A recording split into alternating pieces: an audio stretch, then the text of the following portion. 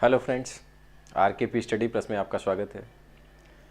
चलिए हम लोग क्या करते हैं, करेंट अफेयर क्लास को स्टार्ट करते हैं बिना देरी किए हुए। और दोस्तों, चैनल को लाइक, शेयर एंड सब्सक्राइब करते रहें ताकि ज़्यादा से ज़्यादा लोगों का, जैसे ज़्यादा शेयर करेंगे तो ज़्यादा लोगों को पहुँच मिल पाएगा, ज़्यादा लोग देख पाएंगे। चलिए, ये आज के टॉपिक हैं जिनको हम लोग डिस्कस करेंगे, ठीक है। तो सबसे पहला टॉपिक स्टार्ट करते हैं, और सबसे पहला जो टॉपिक है वो ग्रीन रेलवे सर्टिफिकेशन से है संबंधित। चलिए समझते हैं कि इसमें ग्रीन रेलवे सर्टिफिकेशन क्या है। देखिए, ग्रीन रेलवे सर्टिफिकेशन जो किया गया है वो आंध्र प्रदेश के विशाखापत्तनम को किया गया है। आंध्र प्रदेश के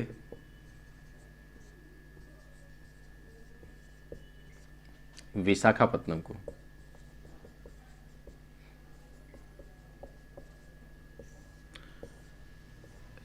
इस विशाखापत्तनम रेलवे स्टेशन को ग्रीन जो रेलवे सर्टिफिकेशन दिया गया है, मतलब जो है वहाँ पर, मतलब जो भी व्यवस्था है वो सब जो है, मतलब ग्रीन एनर्जी या ग्रीन, मतलब जैसे हर चीज़ green economy, green energy, green, अब तो हर चीज़ ग्रीन ही चल रहा है लगभग, मान के चलिए। क्यों? क्योंकि पॉल्यूशन को जो है कंट्रोल करने के लिए, क्योंकि हम लोगों ने अभी कई लक्ष्य निर्धारित किए हैं जिसमें जो है पृथ्वी को बचाना है, क्लाइमेट को कंट्रोल करना है। तो ऐसे बहुत से लक्ष्य हम लोगों ने चालू किए हैं, विश्व स्तर पर चल रहे हैं।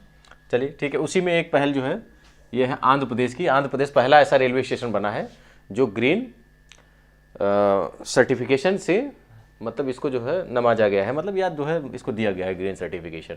इतना ही जानकारी थी इसमें, बस आपको ये पता होना चाहिए ग्रीन सर्टिफिकेशन भारत में किस रेलवे स्टेशन को दिया गया है, तो विशाखापत्तनम रेलवे स्टेशन को दिया गया है। चलिए ठीक है, ये तो हो गया आपका। अब हम लोग क्या करते हैं, दूसरे क्वेश्चन पर चलते हैं। दूसरे क्वेश्चन में देखते हैं, ल्यूसी मिशन के बारे में देखते हैं। अच्छा, जो ये ल्यूसी मिशन है, ये दूसरा वाला क्वेश्चन जो है, ल्यूसी मिशन, यह नासा के द्वारा, अमेरिका, यूएसए के द्वारा कंडक्ट किया गया है। मतलब ल्यूसी मिशन जो है ये जुपिटर मिशन है, ऐसे समझ लीजिए।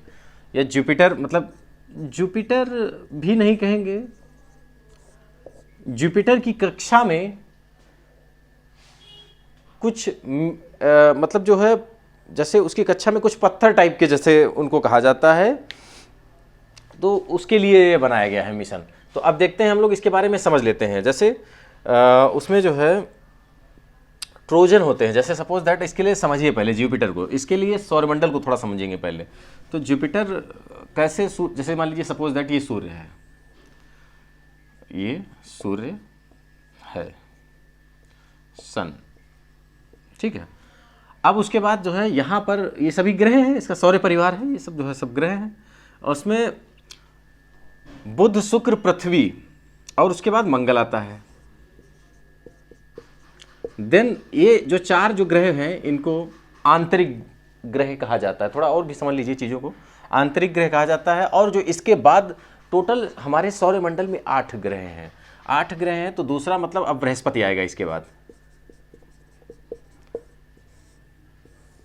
बृहस्पति सबसे बड़ा ग्रह है, ये ध्यान रखना। फिर उसके बाद शनि है, फिर उसके बाद मतलब फिर उसके बाद शनि है, अरुण है, वरुण है, यम को तो मतलब जो है वो क्या कहते हैं, बौना ग्रह घोषित कर दिया गया है। तो अब देखिए यहाँ पर हम बृहस्पति के बारे में, अब सबकी चक्कर देखिए, अब इधर देखिए, जैसे क्या होता है, एक तो पाई जाती है एस्टेरॉइड बेल्ट, पाई जाती है पूरी एस्टेरॉइड बेल्ट।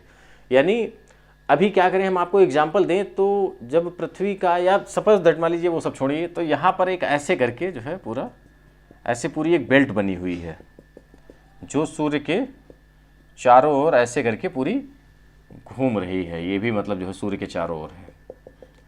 ये मतलब छोटे छोटे पत्थर हैं, छोटे छोटे जो है, तो इनको एस्टेरॉइड बोला जाता है, एस्टेरॉइड बोला जाता है। ये तो हो गया मंगल और बृहस्पति के बीच में, ठीक है। बहुत सी चीज़ें हैं जो भी आप समझाएंगे अभी आपको। तो ये हो गया, ये पूरी एक ऐसे ही बहुत मतलब घनी बेल्ट है, ये मंगल और बृहस्पति के बीच पाई जाती है एस्टेरॉइड की बेल्ट जो होती है। देन अभी बृहस्पति की कक्षा में भी 2 जगह पर जो है बेल्ट पाई जाती है, उनको हम लोग किस नाम से जानते हैं, तो ट्रोजन के नाम से जानते हैं। अब देखिए ट्रोजन क्या होते हैं, ट्रोजन, ये भी चर्चा में रहे, ट्रोजन क्या होता है। तो ये देखिए, अब देखिए ट्रोजन क्या होता है, तो अब ये भी समझिए, यहाँ पर देखिए ऐसे ऐसे, पहले तो इसका चक्कर लीजिए, और फिर यहाँ पर ऐसे करके एकदम जो है बहुत घना रूप से जो है ये यहाँ पर ये पत्थर है ऐसे करके, और ये पत्थर होते हुए ऐसे, ये सब टोटल, और फिर उसके बाद ऐसे सीधे जो है ये सूर्य का चक्कर लगाते हुए, और देन फिर उसके बाद फिर सपोज दैट ये सब छोड़िए, इसको जो है ये तो हो गया। अब इसके बाद जो है, क्योंकि इसी जो इसके बाद का ये बेल्ट है, मतलब ध्यान रखिएगा, फिर उसके बाद ऐसे करके ये जो है ये पत्थर है ऐसे करके, देन फिर ऐसे करके ये पृथ्वी का मतलब सूर्य का चक्कर लगाता है बृहस्पति। तो जो ये कण हैं बृहस्पति में, ये वाले जो है, इनको ट्रोजन कहा जाता है। ये भी एक समझ लीजिए एक प्रकार से कह सकते हैं एस्टेरॉइड, लेकिन उनको नाम अलग अलग है, तो अलग अलग ही देखेंगे। क्योंकि जैसे मान लीजिए मंगल और बृहस्पति के बीच जो पूरी श्रृंखला पाई जाती है उसको कहा जाता है कुइपर बेल्ट नहीं कहा जाता, कुइपर बेल्ट भी आएगा, तो इसको कहते हैं एस्टेरॉइड कहते हैं। वहीं बृहस्पति की जो कक्षा में पाए जाते हैं, बृहस्पति की कक्षा में 2 जगह पर पाए जाते हैं, तो उनको ट्रोजन कहा जाता है। वहीं पर हमारे गलत बोल रहे हैं, हमारे सौरमंडल के बाहर जो बेल्ट पाई जाती है उसको कुइपर बेल्ट कहते हैं। देखिए अब जैसे मान लीजिए सपोज दैट कि यहां पर सभी ग्रह यहां तक हैं, यहां तक सभी ग्रह आ जाते हैं, मतलब बुध, शुक्र, पृथ्वी, मंगल, बृहस्पति, शनि, अरुण, वरुण, जितने भी ग्रह हैं वो सब आ जाते हैं हमारे सौरमंडल के। तो इसके बाहर एक बेल्ट ऐसे करके जो है वो ऐसे करके पूरी इसके बाहर, मतलब जो है कहने का मतलब पाई जाती है, तो यह बेल्ट कही जाती है कुइपर बेल्ट, कुइपर बेल्ट बोली जाती है। तो ये सब चीजें ध्यान रखना है। ओके फ्रेंड्स, तो इस चीजों को जो है ध्यान रखना है थोड़ा। ये क्या होता है, एस्टेरॉइड बेल्ट होती है, ये ट्रोजन बेल्ट होती है, ये कुइपर बेल्ट होती है। अब ट्रोजन जो है कणों की खोज के लिए ल्यूसी मिशन भेजा गया है। अब ज्यादा क्लियर होगा आपको।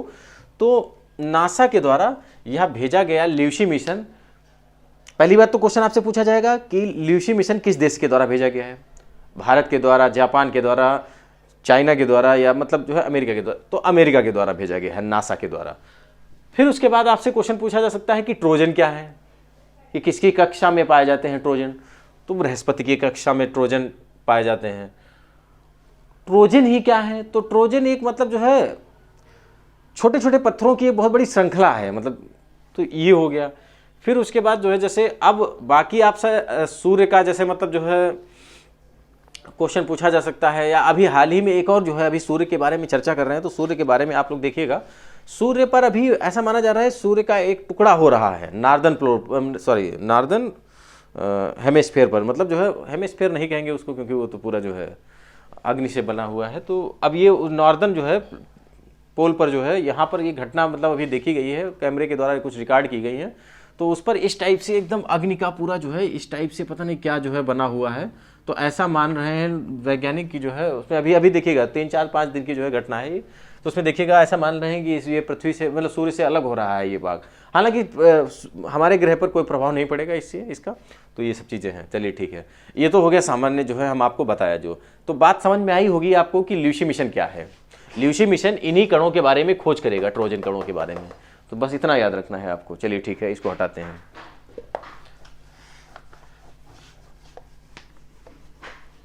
अब हम लोगों का तीसरा क्वेश्चन आता है लेक चार्ट के बारे में। तो अब समझते हैं लेक चार्ट।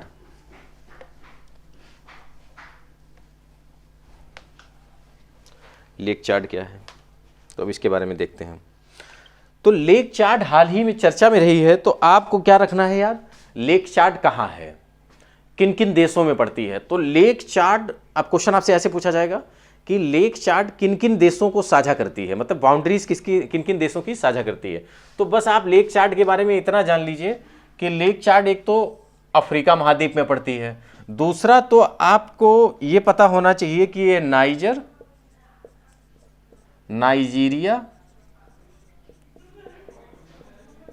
नाइजीरिया देन 4 देशों से है, एक कैमरून है और उसके बाद जो है चाड है। तो ये इतने देशों से होकर जो है मतलब होकर क्या मतलब इतने देशों की सीमाएं साझा करती हैं। आप लोग लोकेशन में देखेंगे जाकर, इतना काम करेंगे आप लोग, क्या करेंगे कि चाड जो है चाड लेक को या चाड बेसिन को आप लोग देखेंगे जाकर उसको। तो ये चर्चा में हालांकि था। तो बस इतना आपको याद रखना है। तो चलिए ठीक है, इसको हटाते हैं हम लोग, नेक्स्ट क्वेश्चन पर आते हैं।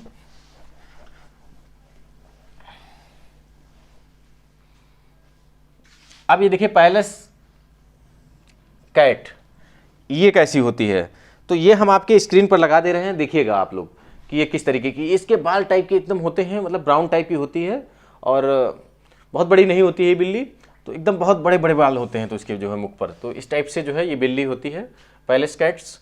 तो इसमें देखेंगे इसके बारे में थोड़ा कि इसको भारत के माउंट एवरेस्ट वाले क्षेत्र में देखा गया है। भारत के माउंट एवरेस्ट वाले जो है क्षेत्र में देखा गया है इसको हाल ही में। तो अब जो है इसका हैबिटेट एरिया क्या है, तो वो आपको पता होना चाहिए। तो एक तो ये मुख्य रूप से चीन में पाई जाती है, देन मंगोलिया में पाई जाती है, बस आपको इतना पता होना चाहिए। देन फिर इसमें और क्वेश्चन जो बनता है वो IUCN की किस लिस्ट के अंतर्गत आता है, तो IUCN की लीस्ट कंसर्न, अभी है संख्या लीस्ट कंसर्न, तो इसके अंतर्गत आता है, लीस्ट कंसर्न के अंतर्गत। तो अब इसको जो है जंगली बिल्ली के नाम से भी जाना जाता है, तो ध्यान रखिएगा ये जो है बिल्ली जंगली बिल्ली है। कुछ चीजें हैं जो आपको पता होना चाहिए, जंगली बिल्ली है। तो ये हुआ आपका जो है पैलेस कैट्स के बारे में, ठीक है। तो चलिए नेक्स्ट क्वेश्चन पर देखते हैं, आप लोग नोट करना चाहें तो नोट कर सकते हैं। नेक्स्ट क्वेश्चन बनाते हैं।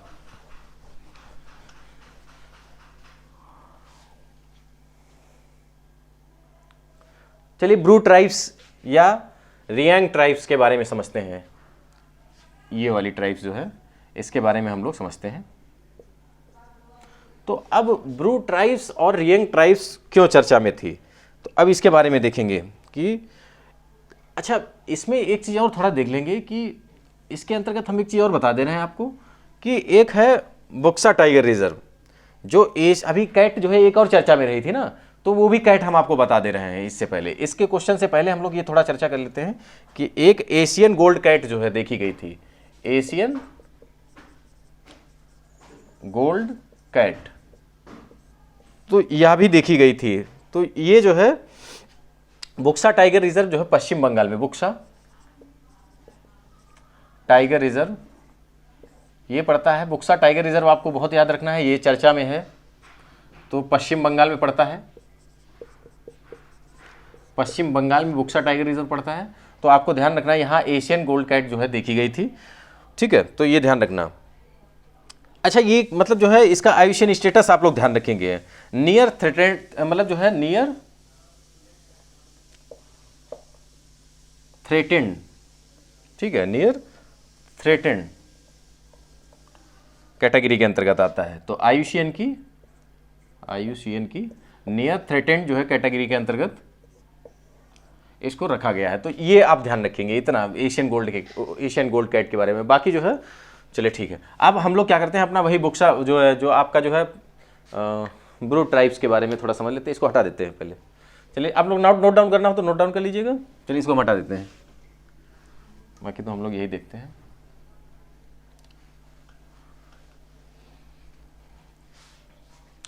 अब इस ट्राइब के बारे में थोड़ा समझेंगे। तो ट्राइब जो है या ब्रू ट्राइब्स या रियांग ट्राइब्स यह कहाँ पाई जाती है, तो ये सबसे पहले चर्चा में क्यों है। पहली बात तो ये है जो ब्रू ट्राइब्स है, ट्राइब्स ये चर्चा में क्यों है, तो ये अभी हाल ही में घोषित की गई है PVTG। इसमें PVTG ये क्या होता है, PVTG क्या होता है, पर्टिकुलरली वल्नरेबल ट्राइबल ग्रुप्स होते हैं ये। तो इसके अंतर्गत ये घोषित किया गया है इस ट्राइब को। तो पर्टिकुलरली वल्नरेबल ट्राइब्स ग्रुप्स के अंतर्गत जो है इसको जो है घोषित किया गया है, तो इसलिए ये चर्चा में है। तो ये हो गया PVTGs। और उसके बाद यह समूह कल्टीवेशन करते हैं। देखिए कल्टीवेशन कैसे करते हैं, झूम कल्टीवेशन करते हैं, ये ध्यान रखिएगा। झूम कल्टीवेशन यानी झूम खेती करते हैं, ये ध्यान रखना है ये जो ट्राइब है। और उसके बाद ये जो है नॉर्दर्न जो है इंडिया में पाई जाती है, नॉर्दर्न इंडियन रीजन में पाई जाती है। ये कुछ चीज़ें हैं जो आपको याद होना चाहिए। नॉर्दर्न इंडियन रीजन में पाई जाती है, ये आपको ध्यान रखना है। ये जनजाति वैसे मुख्य रूप से अगर देखा जाए तो किन किन राज्यों में पाई जाती है, तो ये हम थोड़ा बता देते हैं। मुख्य रूप से या जो पाई जाती है तो वो त्रिपुरा मिजोरम असम में पाई जाती है। त्रिपुरा,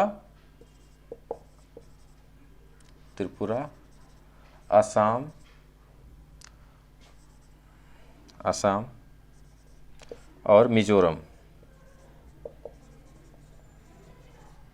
ये यहाँ पे पाई जाती है। इन 3 राज्यों में मुख्य रूप से पाई जाती है ये ब्रू ट्राइब्स, या इसी का नाम है रियांग ट्राइब्स।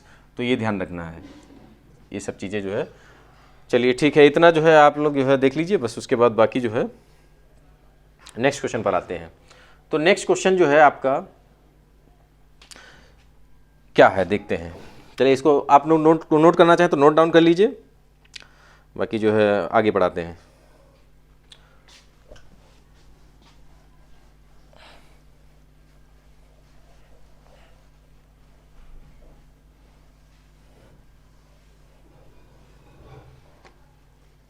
देखिए अब ये क्या है, ये थोड़ा आप समझिएंगे। CPD 2929216, ये क्या है, इसको हटा दीजिए, ये नहीं। तो ये देखिए CPD 2922176, ये क्या है। ऐसे डायरेक्ट क्वेश्चन पूछा जाता है इससे कि यह क्या है। तो अब ऐसे तो बता पाना, जब तक जिसने पढ़ा नहीं होगा वो ऐसे कैसे बता पाएगा कि ये क्या है। तो ऐसे वो कहते हैं हाल ही में चर्चा, समाचार खबरों में चर्चा में रहा है, तो अब बताइए इसको। तो ये क्या है, यह स्टार सिस्टम है। स्टार सिस्टम तारों का एक सिस्टम है, मतलब समझ लीजिए एक प्रकार से कि इसको कहते हैं तारों का समूह। हिंदी में अगर देखें तो तारों का समूह। तो वैसे तो आप याद रखना चाहें तो इतना ही याद रख सकते हैं कि यह क्या है, एक तारों का समूह है। तो थोड़ा और जान लेते हैं इसके बारे में कि इसके अंतर्गत एक घटना होती है किलोनोवा।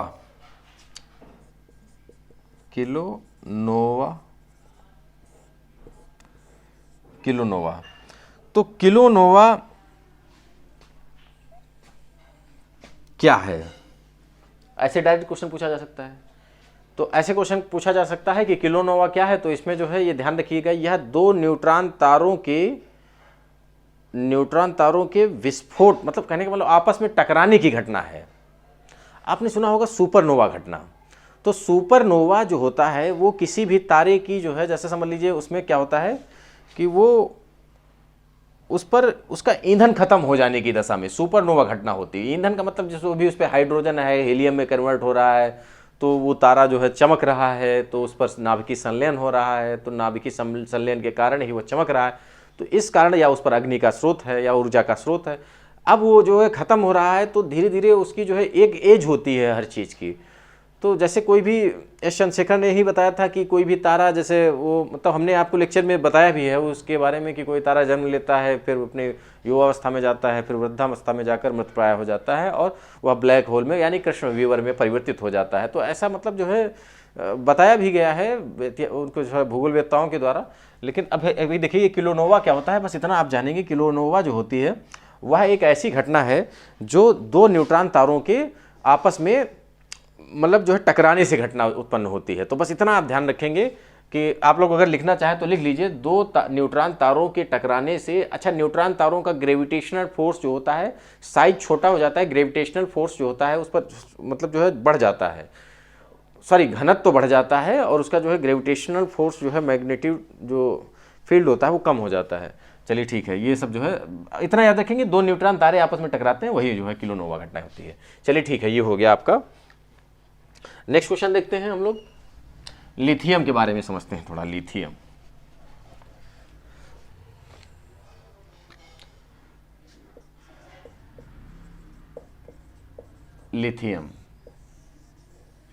अच्छा, लिथियम जो है यह वैसे तो आटाकामा के मरुस्थल में भी पाई जाती है।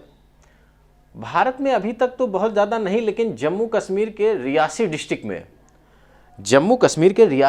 में अभी पाई गई है। मतलब इसका जो है बहुत बड़ा जो है क्षेत्र पाया गया है लिथियम। लिथियम होता क्या है, लिथियम इतना सॉफ्ट और मुलायम धातु है, मतलब जो जिसको चाकू से भी काटा जा सकता है, ऐसे समझ लीजिए, इतना जो है सॉफ्ट है। अच्छा, जो लिथियम होता है, लिथियम का यूज़ क्या है? लिथियम का यूज़ है आपका जब कोई भी हम बैटरी बनाते हैं तो बैटरी जो बनती है वो लिथियम, अभी तक हमारी निर्भरता किस पर है टिकी हुई है? चाइना पर। तो लिथियम बैटरी जो हम लोग बनाते हैं, जैसे मोबाइल में जो बैटरी होती है वो लिथियम बैटरी होती है। तो इस तरीके से ध्यान रखेंगे, लिथियम की बहुत ही आवश्यकता है आगे आने वाले समय में, क्योंकि आगे आने वाला समय सब ऊर्जा पर डिपेंड अभी है, सब समझ लीजिए एक प्रकार से। तो इसमें लगभग मान के चलिए 5.9, तो ध्यान रखिए 5.9 मिलियन टन जो है आपका ये लिथियम जो है पाया गया है। कहाँ? जम्मू कश्मीर के रियासी डिस्ट्रिक्ट में, रियासी, जम्मू एंड कश्मीर के रियासी जिले में यह जो है 5.9 मिलियन टन का जो है, जिससे अभी तो मतलब भारत नहीं मतलब जो है टॉप में है, लेकिन आपको बता दें कि यह दूसरे नंबर पर पहुंच जाएगा लिथियम के मामले में विश्व में। तो जब इसका जो है उपयोग होना स्टार्ट हो जाएगा, तो अभी हाल ही में मतलब अभी खोजा ही गया है, तो अभी धीरे धीरे उसको जो है उपभोग में जब लाएंगे, जब उसका उत्खनन करेंगे, तब वो जो है भारत दूसरे नंबर पर आ जाएगा आपका जो है ये लिथियम के मामले में। तो ये आपको बहुत इंपॉर्टेंट क्वेश्चन है, ऐसे समझ लीजिए। तो चलिए ठीक है, ये 5.9 मिलियन टन के जो है भंडार, ऐसे क्वेश्चन पूछा जा सकता है कि अभी हाल ही में लिथियम के भंडार पाए गए हैं लगभग, आप किसे कहेगा कि हाल ही में 5.9 मिलियन टन जो भंडार लिथियम के पाए गए हैं वह कहाँ पाए गए हैं? तो इस तरीके से क्वेश्चन आपसे पूछा जा सकता है। चलिए ठीक है, लिथियम के बारे में इतना जानकारी बहुत है। अब नेक्स्ट क्वेश्चन देखते हैं।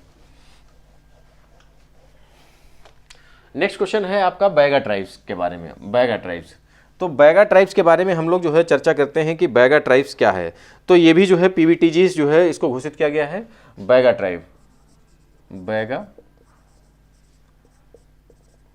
ट्राइब, ये भी पीवीटीजीज यानी पर्टिकुलर वल्नरेबल ट्राइबल ग्रुप्स, तो ये ध्यान रखना बस, पीवीटीजीज, ठीक है। अच्छा, ये करते क्या है बैगा ट्राइब्स वाले? ये इनका जो है जैसे एक तो कल्टीवेशन समझिए इनका जो है, तो शिफ्टिंग कल्टीवेशन पर जो है ये मतलब जो है मतलब डिपेंड रहते हैं। तो शिफ्टिंग कल्टीवेशन को ये लोग बेवर कहते हैं, बेवर, ठीक है। बेवर मतलब खेती को इनके कहते हैं। और फिर उसके बाद जो है ये शिफ्टिंग कल्टीवेशन करते हैं, शिफ्टिंग कल्टीवेशन, शिफ्टिंग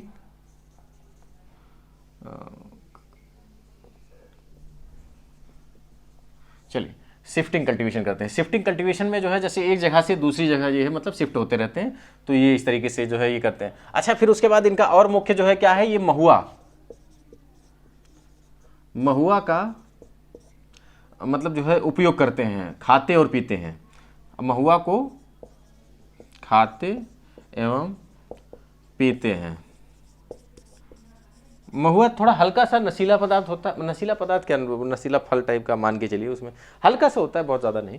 तो महुआ खाया जाता है और उसके बाद जो है वही चीज़ है, ये पूरा जो है उसका कलेक्शन करते हैं महुआ के जो है।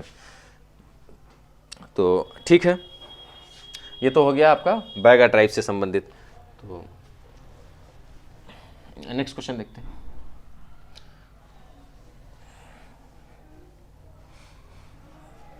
अच्छा, अभी जो है येनम,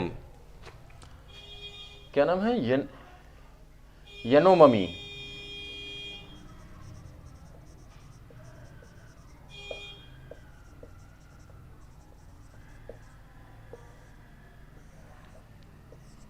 यानोमामी, ठीक है। यानोमामी पीपल जो है ये अभी क्या हुआ है कि चर्चा में क्यों है? तो यानोमामी पीपल्स जो है ये कहाँ रहते हैं? तो ये आपको ध्यान रखना है, ये ब्राज़ील के जंगलों में रहते हैं। ब्राज़ील के जंगलों में रहते हैं, तो अभी हाल ही में ये चर्चा में है, हाल ही में चर्चा में है। तो आपसे क्वेश्चन पूछा जा सकता है यानोमामी पीपल्स के लोग कहाँ रहते हैं, मतलब ये कहाँ पे निवास करते हैं? तो इनके बारे में ये जनजातीय हैं, तो ये भी ध्यान रखिएगा। तो ये यानोमामी पीपल्स या यानोमामी जनजातियाँ ये कहाँ निवास करती हैं? तो ये ब्राज़ील के अमेजन जंगल में निवास करती हैं। तो आपको ये ध्यान रखना है। और फिर उसके बाद इसमें चर्चा में इसलिए है क्योंकि वहाँ पर बहुत से उद्योगपति क्या कर रहे हैं कि उसमें प्रवेश कर रहे हैं उन जंगलों में, और उनको कटाई कर रहे हैं। कटाई करने से क्या हो रहा है कि वो उनके जो है हैबिटेड एरिया जो है, मतलब रहने के जो स्थान है वो बाधित हो रहे हैं, और उसमें जड़ी बूटियां जो भी वो अपना यूज़ करते हैं तो उनका जो है वो हनन हो रहा है, हरास हो रहा है उन जड़ी बूटियों का। तो इस तरीके से वो अपना जो है क्या कर रहे हैं कि अपना विरोध प्रदर्शन जो है जारी रखे हैं। विरोध प्रदर्शन जारी रखे तो ब्राज़ील की सरकार ने क्या किया है कि ब्राज़ील की सरकार ने हाल ही में उसको सुना भी है, और उसको जो है उनको जो भी व्यापारी हैं उनको बाहर रहने के लिए कहा है कि मतलब उसको क्षेत्र को छोड़ दीजिए, और वहाँ पर जो है जनजातियाँ रहती हैं तो उनकी मतलब सेफ्टी के लिए सरकार ने कदम उठा लिया है हालांकि। तो ठीक है, तो चर्चा में थी यानोमामी पीपल्स जो है, तो ये ध्यान रखिएगा आप लोग। कहाँ पे थी? तो ब्राज़ील में, तो ये ध्यान रखिएगा, अमेजन के जंगल में। बस इतना बहुत है। फिर उसके बाद देखेंगे यानोमामी पीपल हो गया, फिर सुंदरबन बायोस्फीयर रिजर्व देखते हैं। अब इसके बारे में थोड़ा हम लोग चर्चा कर लेते हैं। सुंदरबन बायोस्फीयर रिजर्व, तो इसके बारे में हम लोग चर्चा करते हैं कि इसके अंतर्गत क्या क्या आता है। तो इसमें क्या क्या आता है, तो एक तो पहली बात तो समझिए, गंगा, ब्रह्मपुत्र और मेघना नदियों के, गंगा, ब्रह्मपुत्र, मेघना नदियों का डेल्टा ऐसे होता है, ठीक है, चलिए डेल्टा लिख लीजिए, कोई दिक्कत नहीं है। डेल्टा क्षेत्रों में यह जो है जो आपका सुंदरबन बायोस्फीयर रिजर्व है, ठीक है, तो यहाँ पर ध्यान रखना, ये गंगा, ब्रह्मपुत्र और मेघना नदियों को। अब इसमें जो है इसके बारे में थोड़ा समझेंगे कि इसके अंतर्गत जो है अभी चर्चा में थी, तो आप बस इतना, और इसमें बहुत से फैक्ट हैं जो आपसे पूछे जा सकते हैं, तो आप ध्यान रखिएगा कि इसी में सुंदरबन टाइगर रिजर्व है। इसमें क्या क्या है, तो इस मतलब बायोस्फीयर के अंतर्गत क्या क्या है, तो वो हम बता रहे हैं आपको। तो सुंदरबन जो है, सुंदरबन टाइगर रिजर्व है, सुंदरबन टाइगर रिजर्व। फिर उसके बाद जो है क्या है, हॉलीडे आइलैंड है, हॉलीडे आइलैंड, तो हॉलीडे आइलैंड, हॉलीडे आइलैंड हो गया, पहला ये हो गया, दूसरा ये हो गया, तीसरा क्या है, तो देखिए लोथियन आइलैंड है, Lothian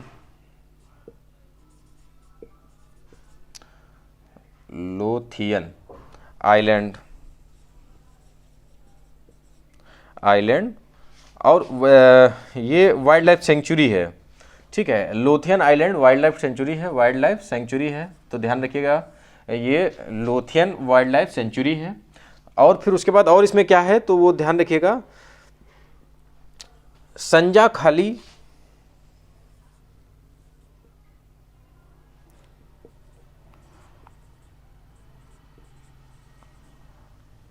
wild life sanctuary.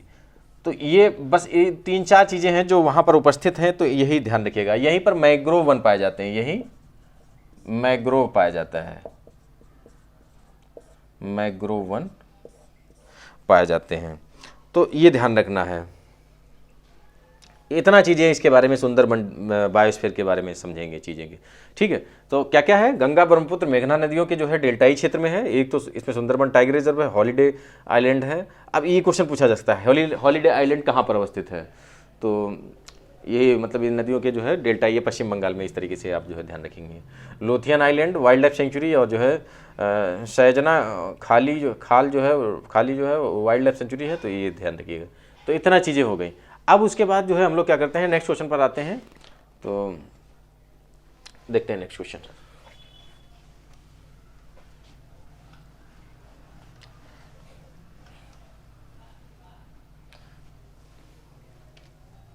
Next question जो है वो 199145, देखिए ऐसे ऐसे कोड हैं, 199145, 199145, और ये जो है ब्रैकेट में 2005 YY, ये क्या है बताइए। अब ऐसे नहीं बता पाएंगे आप, ये क्या है बताइए, इसमें जो है कुछ बता सकते हैं, नहीं अनुमान लगेगा। तो ये एक एस्टेरॉइड कण है, ये एस्टेरॉइड है, एस्टेरॉइड है, ये ध्यान रखिएगा। तो एस्टेरॉइड है, ये क्या है, 774 डेज में, ध्यान रखिएगा, सूर्य का चक्कर लगाता है। 774 डेज में सन का एक चक्कर जो है लगाता है, एक चक्कर। तो ये ध्यान रखिएगा, ये एस्टेरॉइड है, ये एक ध्यान रखिएगा, ये एस्टेरॉइड है। जो हमने नहीं बताया था अभी, जो है मंगल और बृहस्पति के बीच पाए जाते हैं एस्टेरॉइड जो है, तो वो एस्टेरॉइड कण है, ठीक, ध्यान रखिएगा। अब उसके बाद उसी में से एक ये है जो जो पृथ्वी की ओर, पृथ्वी की कक्षा में उपस्थित है यह एस्टेरॉइड कण। ये बहुत बड़ा एस्टेरॉइड कण है, ये ध्यान रखिएगा, इसीलिए अभी ये चर्चा में है। ये सूर्य की कक्षा के, मतलब सूर्य के पास आ रहा है धीरे धीरे, तो इस तरीके से मतलब ये जो है एस्टेरॉइड कण है, इसलिए चर्चा में है, मतलब सूर्य की पृथ्वी की ओर आ रहा है, तो बस यही कारण है। चलिए ठीक है, अब ये हो गया। तो यह रिसर्च बताई किसने? नासा ने बताई है। नासा ने क्या बताया है कि यह पृथ्वी की ओर आ रहा है, तो बस ठीक है, इतना जो है आप ध्यान रखेंगे, नासा ने बताया है, इतना बस याद रखेंगे कि ये है क्या, बस इतना बहुत है। चलिए नेक्स्ट क्वेश्चन देखते हैं। नेक्स्ट क्वेश्चन इसमें क्या है, सिमलीपाल टाइगर रिजर्व। तो सिमलीपाल टाइगर रिजर्व देखते हैं। सिमलीपाल टाइगर रिजर्व, तो सिमलीपाल टाइगर रिजर्व कहाँ है, सबसे पहला तो क्वेश्चन यही पूछा जाता है। तो ध्यान रखिएगा, उड़ीसा के मयूरभंज जिले में, डिस्ट्रिक्ट में पाया जाता है। सिमलीपाल टाइगर रिजर्व अवस्थित कहाँ है? मयूरभंज। कहाँ? उड़ीसा के मयूरभंज में। अच्छा, ये चर्चा में क्यों है? चर्चा में इसलिए है क्योंकि यहाँ एक टाइगर मरा पाया गया है, तो इसलिए यहाँ पर ये चर्चा में है। ठीक है, तो बस इतना याद रखना है कि ये सिमलीपाल टाइगर रिजर्व कहाँ है, तो इसलिए जो है ये आ सकता है आपका। तो इससे आपको ये पता चल रहा है कि जो भी क्वेश्चन आते हैं वो सब जो है ऐसा नहीं है कि चर्चा में ही रहते हैं और उन्हीं से क्वेश्चन कोई ना कोई पूछा जाता है आपसे, तो ये सब चीज़ें आपको पता हुई इससे। फिर उसके बाद जो है क्वेश्चन हम लोग क्या करते हैं, इसी में थोड़ा और देखते हैं। तो इसमें मेलेनिस्टिक टाइगर जो है, मेलेनिस्टिक टाइगर, ये समझ लीजिए अगर एशिया में कहीं मेलेनिस्टिक टाइगर रिजर्व पाए जाते हैं तो वो सिमलीपाल टाइगर रिजर्व में ही पाए जाते हैं। मेलेनिस्टिक टाइगर रिजर्व कैसे होते हैं, सॉरी टाइगर रिजर्व बता रहे हैं, मेलेनिस्टिक टाइगर क्या होते हैं। तो मेलेनिस्टिक टाइगर के बारे में हम आपको बताएं तो मेलेनिस्टिक टाइगर थोड़ा डार्क कलर के होते हैं अपेक्षाकृत अदर टाइगरों से। उनकी जो है शरीर पर जो मेलेनिस्टिक मतलब जो है मेलन कलर और स्टिक उनकी, यानी स्टिक मतलब जो धारी जो बनी होती हैं वो एकदम डार्क कलर की होती हैं, ब्राउन डार्क जो है। तो इस टाइप से जो है मेलेनिस्टिक जो है टाइगर पाए जाते हैं, सिमलीपाल में ही पाए जाते हैं, ये ध्यान रखना, ये बहुत इंपॉर्टेंट है। फिर उसके बाद देखिए इसमें कुछ ट्राइब्स पाई जाती हैं, इसमें जो है कुछ ट्राइब्स पाई जाती हैं, तो वो थोड़ा आप जो है एक्स्ट्रा में है, याद कर लीजिए, ज़्यादा बेटर रहेगा। तो देखिए कौन कौन सी ट्राइब पाई जाती हैं। तो कोल्हा ट्राइब्स पाई जाती है, कोल्हा ट्राइब्स है। फिर उसके बाद संथाला ट्राइब्स है, संथाला ट्राइब्स हो गई। फिर ठीक है, फिर उसके बाद गोंड्स हो गई, और उसके बाद जो है भूमजा हो गई, भूमजा।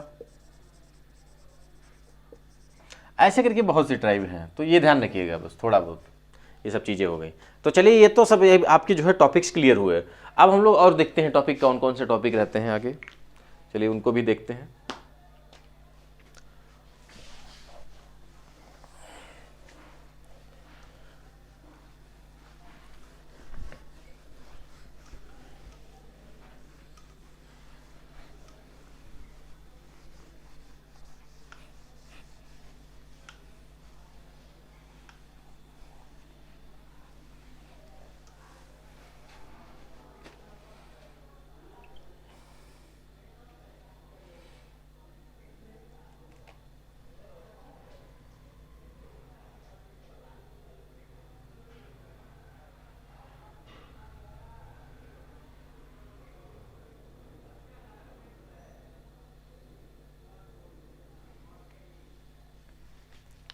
अब हम थोड़ा आपको बताते हैं NCST के बारे में। NCST आज या कल में चर्चा में रहा था। NCST पहले भी चर्चा रहे, 5 से 6 दिन पहले भी चर्चा में रहा था, लेकिन हम आपको बता रहे हैं NCST जो है क्या है। तो इसके बारे में हम आपको बताते हैं। National commission for scheduled tribes, national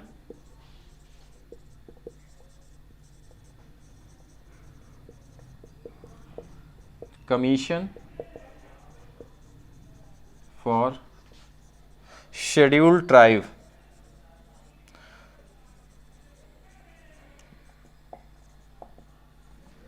तो ये इसकी फुल फॉर्म हो गई। तो अब देखिए ये क्या है NCST, ये चर्चा में क्यों थी? ये हाल ही में, अब प्लेस लेस याद रखने की जरूरत नहीं है, बस अब घटना याद रखिए थोड़ा स्टोरी को। जैसे अभी क्या हुआ है, हाल ही में एक लड़की जो ट्राइबल ग्रुप से मतलब बिलोंग्स करती थी, तो यानी वो क्या हुआ है कि वो कहीं पर जो है अपना जॉब कर रही थी अपनी जीविका चलाने के लिए, मतलब किसी के घर में अपना काम कर रही थी। तो वहाँ पर जो मालिक मतलब या कह लीजिए या हस्बैंड वाइफ वहाँ पे जो रहते थे, जो इनके यहाँ ये काम करती थी लड़की, तो उसका शोषण बहुत किया उन्होंने। तो ये बात पता चल गई जो है NCTS को, मतलब जो है national commission for scheduled tribes को पता चल गई।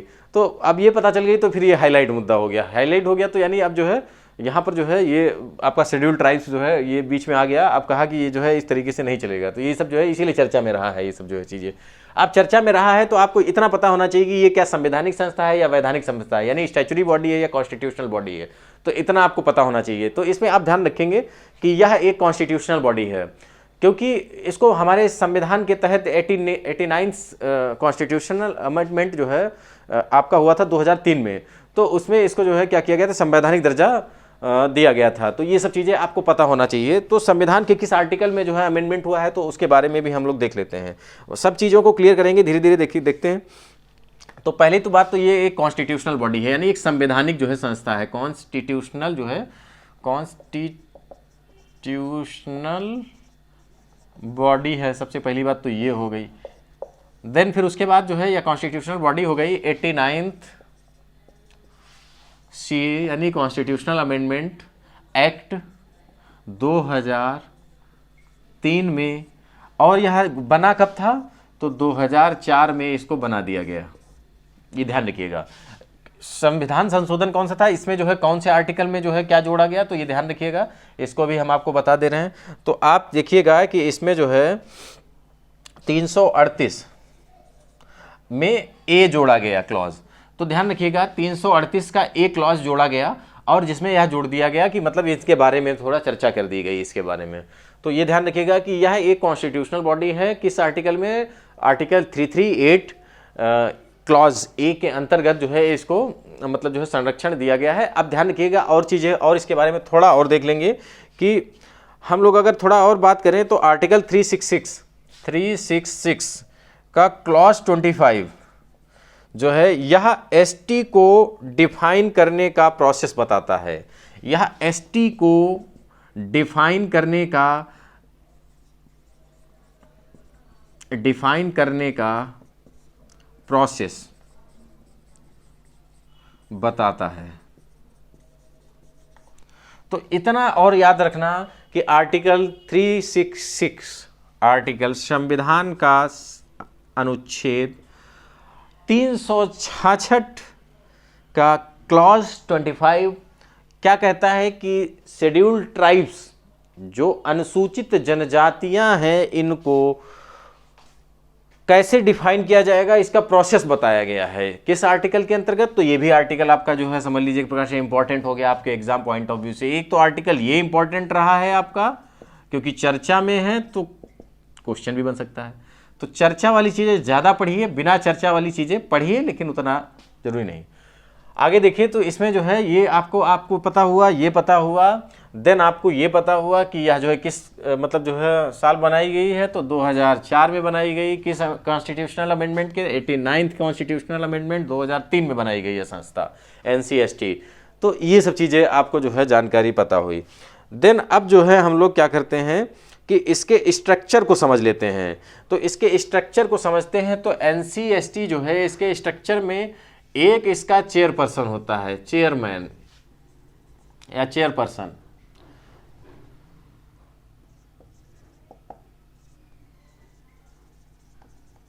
ठीक है, एक चेयरपर्सन होता है, एक वॉइस चेयरपर्सन होता है, और 3 इसके सदस्य होते हैं। अच्छा, टोटल इनको सबको राष्ट्रपति के द्वारा नियुक्त किया जाता है। 3 वर्ष का कार्यकाल होता है।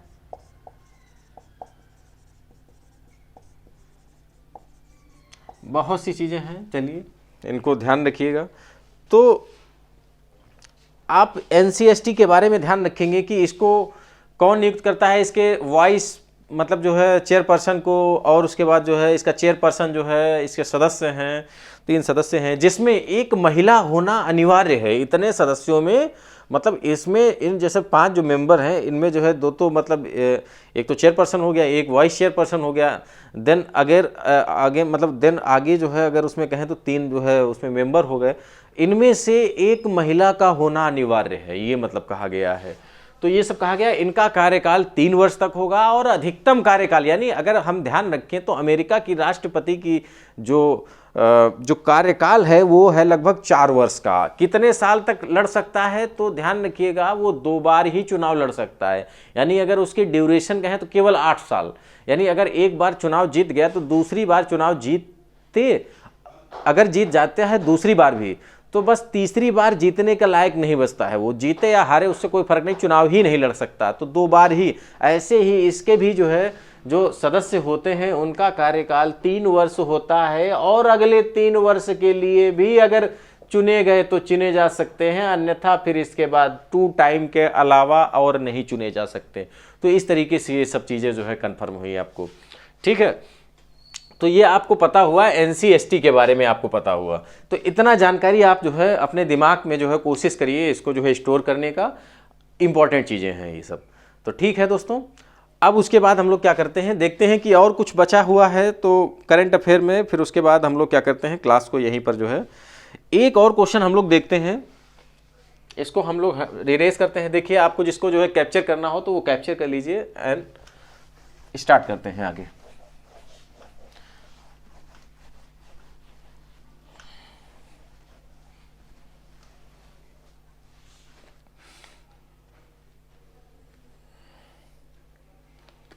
अच्छा, अब देखते हैं फॉरएवर केमिकल के बारे में। फॉरएवर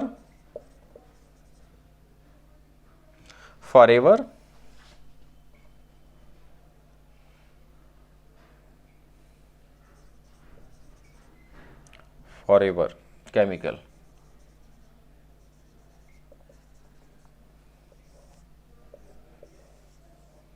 ये क्या है? यह एक टॉक्सिक केमिकल है, जहरीला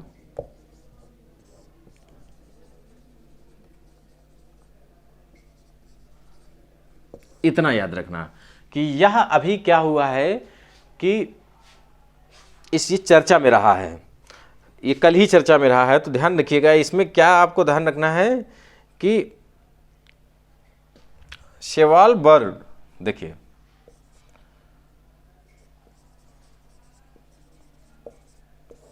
सॉयल बर्ड जो है एक प्लेस है जो कि नॉर्वे के हल्का सा, जैसे मान लीजिए ये आपका यूरोप है, ये आपका ऐसे समझ लीजिए, ये इस तरीके से मान लीजिए ये यूराल है, और ऐसे करके ये सब पूरा जो है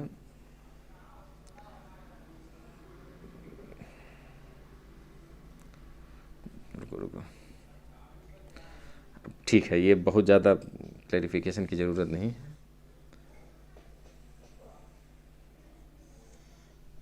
ठीक है, ये अफ्रीका हो गया, यूरोप हो गया, ये स्कैंडिनेविया है, स्कैंडिनेवियन पर्वत श्रृंखला जो है, इसी के ऊपर जो है ये ऐसे करके जो है पूरा सॉयल बर्ड जो है प्लेस पड़ता है, आइलैंड है टाइप का छोटा सा। वहाँ पर क्या हुआ है कि बर्फ के अंदर यह केमिकल पाया गया है, फॉरएवर केमिकल। यह मतलब चर्चा में, वैसे तो यह इतना जहरीला नहीं होता है, क्योंकि इससे बहुत से आइटम बनाए जाते हैं। जैसे आप लोग नॉन स्टिक के पैन देखते होंगे ब्लैक कलर के, तो उनमें भी यह धातु का प्रयोग किया जाता है, इस मतलब केमिकल का प्रयोग किया जाता है। कारपेट पे भी किया जाता है। बहुत से ऐसे पदार्थ हैं जिनमें, बहुत सी ऐसी चीज़ें हैं जिनमें इसका प्रयोग किया जाता है, लेकिन एक निश्चित मात्रा में किया जाता है तो वो टॉक्सिक नहीं उतना हो पाता है। लेकिन यहाँ पर जो पाया गया ये मैन मेड है। सबसे मेन चीज़ तो ये है कि ये मैन मेड है। इसको मानव के द्वारा सबसे पहले जो बनाया गया था, तो उसके बारे में हम थोड़ा बता दें कि आपको कि 1940 का समय था, 1940 का समय था जब यह जो है पहली बार मानव के द्वारा इस केमिकल को बनाया गया था। पहली बार मानव के द्वारा इस केमिकल को, फॉरएवर केमिकल को बनाया गया था। इससे आपके नॉन स्टिक मतलब जो बर्तन होते हैं वो बनाए जाते हैं, कुछ कारपेट्स में जो है प्रयोग किया जाता है, कुछ चीज़ें और भी रहती हैं जिसमें प्रयोग किया जाता है। देन वहाँ पर बहुत ज़्यादा भंडार पाए गए, मतलब बहुत ज़्यादा भंडार का मतलब बहुत ज़्यादा एकत्रित मात्रा में पाया गया है ये टॉक्सिक, मतलब ये जो है यहाँ पर जो है ये फॉरएवर केमिकल। तो इसलिए यह चर्चा में है, मतलब ध्यान रखना, ये आज के न्यूज़पेपर में ही हो सकता है कि ये देखिएगा आप जो है चर्चा में, तो इसलिए ये चर्चा में है। तो ठीक है, तो इसलिए जो है अब आप लोग क्या करेंगे कि ध्यान रखेंगे कि ये पेन है, कारपेट है, और उसके बाद कुछ अन्य बोटल्स वगैरह जो बनती हैं उनमें। चलिए ठीक है, आज के लिए हम लोग क्या करते हैं, सेशन को यहीं पर समाप्त करते हैं, और नेक्स्ट लेक्चर में हम लोग जल्दी ही मुलाकात करते हैं अगले वीडियो में करंट अफेयर के ढेर सारे क्वेश्चनों के साथ। बाय बाय दोस्तों, जय हिंद।